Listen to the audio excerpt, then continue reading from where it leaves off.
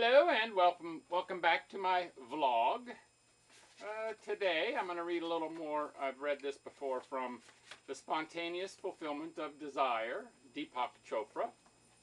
Because this is something I'm trying to get in my own soul, I guess, not mind, an understanding of this particular one. The fourth principle, intent weaves the tapestry of the universe. He lists a sutra at the beginning of each of these chapters in this section. Sutra, Sankalpa. My intentions have infinite organizing power. And I think you're supposed to meditate on that. Our intentions are a manifestation of the total universe because we are part of the universe. And our intentions hold within them the mechanics of their fulfillment. All we really need is clarity of intent. Then, if we can get the ego out of the way, the intentions fulfill themselves. Our intentions attract the elements and forces, the events, the situations, the circumstances, and the relationships necessary to fulfill the intended outcome. We don't need to become involved in the details. In fact, trying too hard may backfire. Let the non-local intelligence synchronize the actions of the universe to fulfill your intentions for you. Intention is a force in nature, like gravity, but more powerful. No one has to concentrate on gravity to make it work. No one can say, I don't believe in gravity, because it is a force at work in the world, whether we understand it or not. Intention works the same way. Bowser and I are spending a little time together today. As a simple example, think back to a time when you were trying to remember some bit of trivia, a person's name or the title of a book. It was on the tip of your tongue, but you just couldn't quite recall it.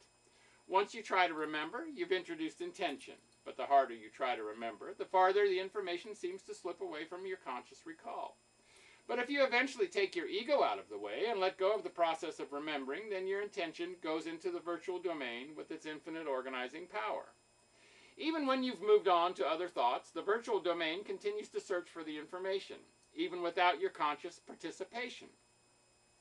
Later, you could be falling asleep or you could be sitting in a movie and suddenly, the name you were trying so hard to remember simply pops into your awareness. This common example illustrates the way intention works. All we have to do is create the intention and let the universe take over. The only preparation or participation required to unleash the power of intention is a connection to the conscious intelligence field, which can be attained many ways, one of the best being meditation. When a person achieves a certain level of consciousness, whatever he or she intends begins to happen. There are people who are so concerned with the conscious intelligence field that their every intent manifests itself. The whole order of the universe orchestrates around it. Of course, it is not strictly true that their every personal intention is being met. In actuality, people who are connected with the conscious intelligence field adopt the intentions of the universe. Their intentions are being met, but that's only because the cosmic mind is using their intentions to fulfill its own desire. We must look for opportunities to exercise intentions because, for the most part, our society doesn't provide them. If you're like most people, there won't be many opportunities for going on a retreat to a mountaintop where you can concentrate on the development of your spirit. You are much more likely to have a free moment when you're stuck in traffic or while you're waiting for an important telephone call in your office. Those are more likely opportunities for practicing timeless awareness and spirit-based intention.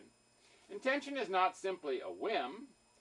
It requires attention, and it also requires detachment. Once you have created the intention mindfully, you must be able to detach from the outcome and let the universe handle the details of fulfillment. If you don't, ego gets involved and clouds the process. You'll feel frustrated if your intention isn't realized soon enough. Your sense of self-importance may be threatened, or perhaps you'll start feeling sorry for yourself. Intent in nature orchestrates its own fulfillment. The only thing that could interfere is domination by your own ego needs and totally selfish concerns. Of course, the best way to have all your intentions realized is to align your intentions with the cosmic intent, to create harmony between what you intend and what the universe intends for you. Once that congruence comes into being, you'll find that synchronicity takes on a larger role in your life. The best way to create that harmony is by nurturing an attitude of simple gratitude. Acknowledge your gratitude for everything in your life. Give thanks for your place in the cosmos and for the opportunity you have to further the destiny we all share. Part of creating harmony involves abandoning grievances of all kinds. Grievance comes from the ego. Animals don't have any problem with grudges or grievances.